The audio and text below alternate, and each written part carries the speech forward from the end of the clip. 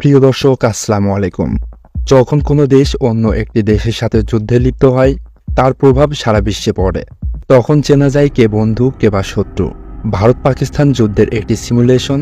আমার মতে এখন যুদ্ধ শুরু হলে কিছুটা এমন হতে পারে, ভিন্ন খাতেও যেতে পারে, বলা যায় না। সম্পূর্ণ ভিডিওটি দেখার অনুরোধ রইল, কেননা আমি ভাগে ভাগে আপনাদেরকে বোঝানোর চেষ্টা করব ভারত পাকিস্তানের যুদ্ধ বাদলে কে কোন পক্ষকে সাপোর্ট করবে, যুদ্ধ কিভাবে সংগঠিত হবে, কার ক্ষতি কতটা হবে, কোন দেশ তার কোন অঞ্চলের নিয়ন্ত্রণ হারাবে, তার বিস্তারিত।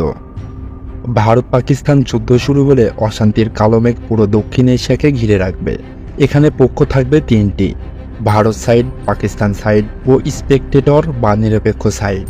প্রথমেই ভারত সাইডে যারা থাকবে: ভারতীয় আর্মি, ভারতীয় নৌবাহিনী, বিমান বাহিনী, border security force, Israeli arm forces, Mossad, Pakistani Tehrik Taliban, বালুচিস্তানের বিচ্ছিন্নতাবাদী সংগঠন।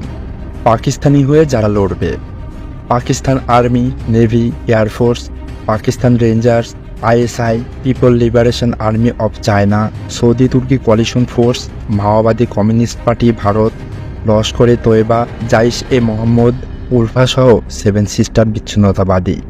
পশ্চিমা বিশ্ব, মধ্যপ্রাচ্য এবং ভারত পাকিস্তানের প্রতিবেশী দেশগুলা কেন সরাসরি কোনো পক্ষে না যেয়ে নিরপেক্ষ থাকবে? প্রথমে আমেরিকা। তারা ভালোভাবেই জানে যে এই অঞ্চলে পাকিস্তান রাষ্ট্রটি না থাকলে কি হতে পারে, তাই তারা ঝুঁকি নিতে চাইবে না। এছাড়াও যে কোনোভাবে পাকিস্তান জয়ী হলে তাদের মিত্র আসিয়ান জোটের রাষ্ট্রগুলো চরম রকমের চীনা হুমকির মাঝে পড়ে যাবে, তাই তারা উস্কানি দিলেও চূড়ান্তভাবে দুপক্ষকেই ঠান্ডা করার চেষ্টা করবে। দ্বিতীয় নম্বর রাশিয়া। রাশিয়া ভারতের পুরানো মিত্র, তবে আরেক মিত্র চীন ও নতুন অস্ত্রের বাজার পাকিস্তানকে কোনোভাবেই হাতছাড়া করতে চাইবে না রাশিয়া। তারা ভালোভাবেই জানে যে এখানে যে কোনো ধরনের উচ্চবাচ্য হুমকির স্বরূপ, যা ভারত পাকিস্তান দ্বন্দ্বের পেট্রোলে পড়লে আগুনে নিজেরাই পুড়ে ছারখার হয়ে যাবে। নাম্বার 3, ইউরোপীয় ইউনিয়ন। দুটো বিশ্বযুদ্ধ হওয়া ইউরোপ এতে তাল দেবে না। তারা দুপক্ষকে ঠান্ডা করার চেষ্টা করবে। কারণ হিসাবে মানবাধিকার লঙ্ঘন দেখিয়ে যদি ভারত পাকিস্তান দুটোর সাথে সম্পর্ক ছিন্ন করে, তবে আশ্চর্য হওয়ার কিছু নেই। নাম্বার 4, আরব লীগ। অনিবার্য কারণবশত সৌদি ছাড়া আরব লীগ সম্পূর্ণ নিরপেক্ষ থাকার চেষ্টা করবে, কারণ আরবরা পাকিস্তানিদের বডিগার্ড ও দারোয়ানের চোখে দেখে ও ভারতীয়দের ঝাড়ুদার ও সুইপার হিসাবে।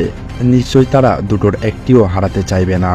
নাম্বার 5, বাংলাদেশ। প্রথমে শান্তির বাণী ছাড়লেও ভারত পরাজিত হোক এটা কখনোই চাইবে না, কারণ এতে ভারতীয় রিফিউজি ঢোকার চেষ্টা করবে। একই রোহিঙ্গা রিফিউজি বাংলাদেশে আশ্রয় দিয়ে বেশ অস্বস্তিতে রয়েছে বাংলাদেশ। তবে ভারতের পক্ষে যুদ্ধে নামবে না, কেননা পররাষ্ট্রনীতি তা সমর্থন করে না এবং যে কোনো ধরনের অংশগ্রহণ হলে গণ অভ্যর্থন ঘটার সম্ভাবনা রয়েছে। Number 6, Canada. কয়েক দশকের মধ্যে কানাডার মেইন ম্যান পাওয়ার পরিণত হতে যাচ্ছে পাকিস্তান ও শিখরা। খালিস্তানপন্থী শিখ বেশি হওয়ায় পাকিস্তান ও শিখ কমিউনিটির সদস্যরা পাকিস্তানকে সমর্থন দেওয়ার জন্য চাপ সৃষ্টি করলেও কানাডা সরকার তাদের পররাষ্ট্রনীতির দোহাই দিয়ে এসব ঝামেলা থেকে নিজেদের মুক্ত রাখবে। নাম্বার 7, অন্যান্য, যেমন Japan, Korea, Australia, ASEAN, OIC জোট সহ সকলে কম বেশি নিরপেক্ষ থাকবে ভারত পাকিস্তানের যুদ্ধ বাতলে। এবার যাই যুদ্ধে। চীন এবার নিজেদের গুটিয়ে রাখতে ব্যর্থ হবে, কেননা 71-এ তারা যে ভুলে পূর্ব পাকিস্তান হারিয়েছে, বে অফ বেঙ্গল ও এশিয়ানের উপর প্রভাব হারিয়েছে, সিপিইসি কোনোভাবে ব্যর্থ হলে চতুর্দিক দিয়ে আবদ্ধ হয়ে যাবে চীনারা। ভারতকে তাই দুই ফ্রন্টে মোকাবেলা করতে হবে চীন ও পাকিস্তানকে।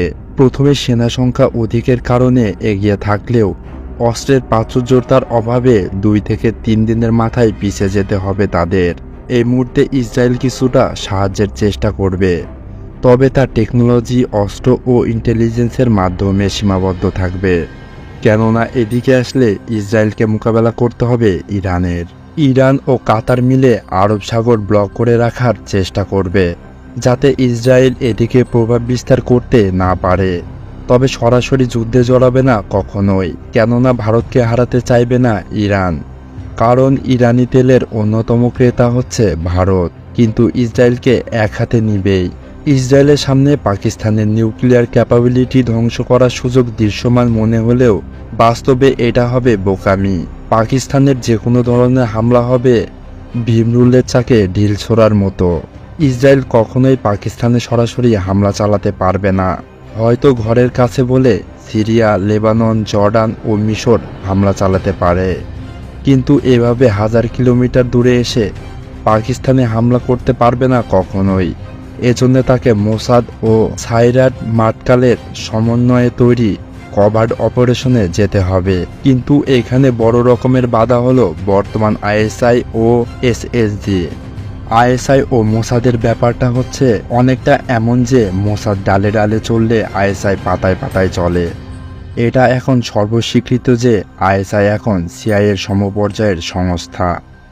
আমার মনে হয় না আইএসআইয়ের বাধাকে মোসাদ কোনোভাবেই টপকাতে পারবে। ভারত ও পাকিস্তান দুপক্ষই একে অপরের ভেতরে বিচ্ছিন্নতাবাদীকে উস্কে দিবে, তবে এই স্ট্র্যাটেজিতে ভারতই ক্ষতিগ্রস্ত হবে বেশি। ভারতের ভেতরে থাকা মাওবাদী, কাশ্মীরি ও সেভেন সিস্টারের বিচ্ছিন্নতাবাদীরা পেছন থেকে ভারতের আর্মিকে সবল মারার সুযোগ পেয়ে যাবে।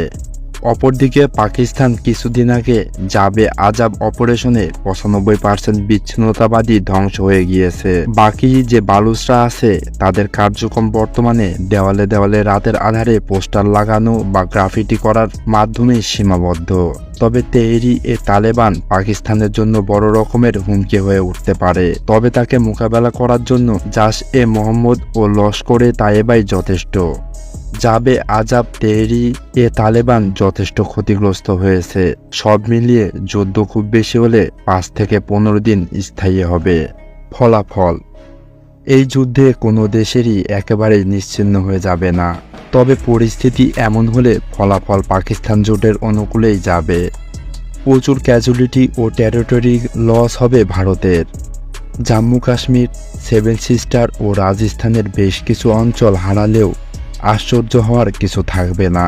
ভারতের সামরিক অবকাঠামো অনেকটা দুর্বল ও ভাঙ্গুর হয়ে যাবে, তবে এতে ড্রামাটিক পরিবর্তন আসবে মধ্যপ্রাচ্যের রাজনীতিতে। পাকিস্তান ইস্যুকে কেন্দ্র করে দূরত্ব কিছুটা হলেও কমতে পারে সৌদি আরব ও তুরস্ক, কাতারের মধ্যে। তবে ভারতের উগ্রপন্থী হিন্দুবাদিত্বরা মাথাচাড়া দিয়ে উঠবে। উগ্রবাদী হিন্দুদের প্রতিশোধ স্পাহর কারণে হিন্দু মুসলিম দাঙ্গা হবে ভারতের বিভিন্ন জায়গায়, বিশেষ করে মধ্যপ্রদেশ ও উত্তরপ্রদেশে। তবে তামিলনাড়ু ও পশ্চিম বাংলার ঠান্ডা থাকবে তুলনামূলকভাবে। আবার উল্টোটাও হতে পারে, উল্টো উগ্রবাদী হিন্দুবাদিত্বকে গণহারে বর্জনও করতে পারে সাধারণ ভারতীয়রা। তো এই ছিল আজকের ভিডিও। খুব দ্রুত নতুন কোনো ভিডিও নিয়ে হাজির হব ইনশাআল্লাহ। সে পর্যন্ত ভালো থাকুন, সুস্থ থাকুন, রাসেল সিবা চ্যানেলটির সঙ্গে থাকুন।